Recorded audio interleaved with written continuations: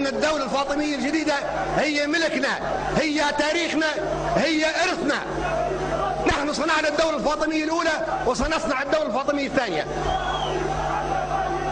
هذه دولتنا، لا أحد يستطيع أن يحتج، ليس له الحق أن يحتج علينا، والذي يحتج علينا هو ينبح. هذه دولتنا قامت فوق هذه الأرض، أقامها أجدادنا، فنحن أولى بها وببعثها كلما تمكنا من ذلك. لا تستطيع القاهرة أن تهرب من مصيرها الفاطمي. القاهرة هي قاهرة المعز بالله، القاهرة صنعها الفاطميون، لولا الفاطميين ما في قاهرة، ما في مصر. ماذا كانت مصر قبل الفاطميين؟ كانت اسكندرية والأهرامات. الفاطميون هم الذين اختاروا مصر قلب الأمة أن تكون عاصمة لهم، وبنوا القاهرة. القاهرة فاطمية 100%. من يستطيع أن يهرب من فاطمية القاهرة؟ الأزهر، ما هو الأزهر؟ هو فاطمة الزهراء، هو مسجد فاطمة الزهراء. كل من تخرج وسيتخرج من الأزهر أو درس ويدرس في الأزهر لا يستطيع أن يخرج من جلدته. الأزهر قلعة من قلاع الفاطمية. لولا الفاطميين ما في أزهر. ما معنى الأزهر؟ معناها جامع فاطمة الزهراء. راجعوا كل ثقافتكم وأعيادكم ومواسمكم في شمال أفريقيا كلها شيعية. الآن يقولون إن الشيعة هي إيران والسنة هي العرب، وهذه أكبر كذوبة تاريخية. الحقيقة ساطعة سطوع الشمس في رابعة النهار. من أين جت هذه التفسيرات المضحكة المبكية لأصحابها؟ متى قامت دولة شيعية في إيران أو في أي مكان آخر خارج الوطن العربي؟ أول دولة شيعية في التاريخ هي في شمال أفريقيا، الدولة الفاطمية الأولى.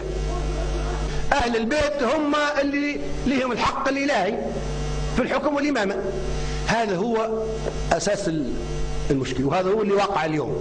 الآن ما نقبلش من بعد اليوم أي واحد في الوطن العربي يحكم باسم القرآن أو باسم الدين أو يعمل دولة دينية ما لم يكن من أهل البيت، وإلا يكون هو غير جدير وماليش الحق وماليش الشرعية أبدا، ويسحب البساط من تحت أقدامه وليسقط في الحضيض في 60 داهية.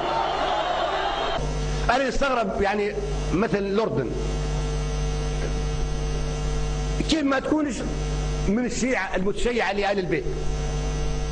هل معقول الأردن تؤيد معاوية، تؤيد أبو سفيان، تؤيد هند؟ لا يمكن. ما ليش تحسب نفسها سنة؟ الآن واصبحنا حتى أشرار وإرهابيين. كل اللي جريه بعد وفاة النبي خارج عن الإسلام، لا قال به الله ولا القرآن ولا الإسلام. الإسلام فهم غلط، فسر غلط، وتحول إلى خلافة، والخليفة تحول إلى إمبراطور، وتحول إلى متجبر ومتكبر، وتحول إلى دكتاتور وفي يد السيف، وكل رقابنا تخضع للخليفة، والخليفة يملك الأرض ومن عليها، وملكة أيمانكم فسروها إن اللي يملك شيء يأخذه، ومثنى وثلاثة وأرباع فسروها حتى هم بهذا الشكل، وهو في النهاية الزواج بواحدة فقط في القرآن، وتركوها وقالوا مثنى وثلاثة وأرباع. وهذه التفسيرات كلها خلتنا ما نستفيد من الإسلام الآن اللي تواجه. بعدين الثقافة العربية وهذا يواجه خطر الآن. في الأول احنا انزلقنا في تفسيرات خاطئة للإسلام والحديث الشريف وزورناه واستغليناه ومشينا في الخطأ. قالوا لنا هذا تدفع الثمن بتاعه، قعدنا نرفضه في كل شيء. هذا كله خطأ. ما نحتاج إلى ثورة ثقافية.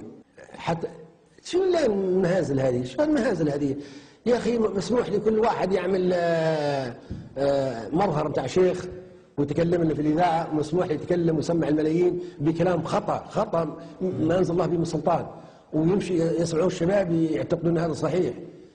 مش معقولة تخلط الغث بالسمين.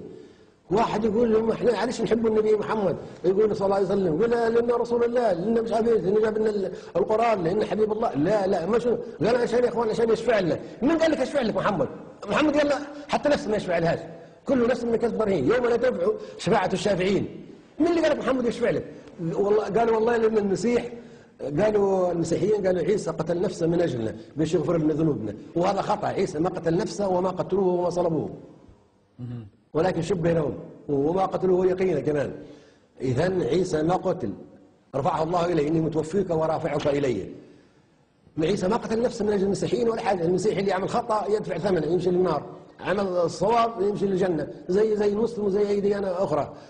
قالوا ما دام عيسى غفر ذنوب تابعيه وبيكون شفيع ليهم، ليش احنا ما نقلدهم ونقولوا حتى محمد تعهد بان يعني محمد حيكون شفيعنا، ونسموا عبد الشفيع والشفيع وشفيعنا يوم القيامه ويا شفيعنا ويا محمد، ونذكر في الله اكثر محمد. يقول الله ساكتين، يقول محمد، كل يقول صلى الله عليه وسلم. شو النفاق والدجل هدايا؟ لان محمد يشفع لنا. ما والله اقوى من محمد، ما هو اللي يقدر يحطك انت محمد في الجنه ولا في النار. شوف الخطأ اللي احنا ماشي محتاجين له ثوره ثقافيه. تو هذا الدجل كتيبات صغيرة أقرأها 1000 مرة باش نضيع الوقت. هذه باش مش عارف ايش يحصل لك كذا كذا، وهذه باش تغفر لك ذنوبك، وهذه صلاة الاستسقاء، وهذه صلاة الاستخارة، وهذه هذه كلها ما أنزل الله بها من سلطان. كل هذه كلام غير دجل. ضخ المطابع تو في الدجل وفي الفضائيات تقدم له في الدجل. محتاجين له ثورة ثقافية تحطم كل المنابر، مثل ما عيسى جاي للقدس يلقي الذبايح ويلقي الدخان ويلقي العفونات ويلقي هذه كله، والتجار اللي يبيعوا متخلطه مع بعضها. جاء ركلها برجله كلها، قال لوح الوسخ هذا كله. شنو قال؟ ما قالش به الله. قال ايوه انت جاي بتقضي على الحاجات هذه، هي تآمر عليه. طيب الاخ بعد يطاردوا فيه، شافوا واحد زي مثله شبه لهم وقتلوه.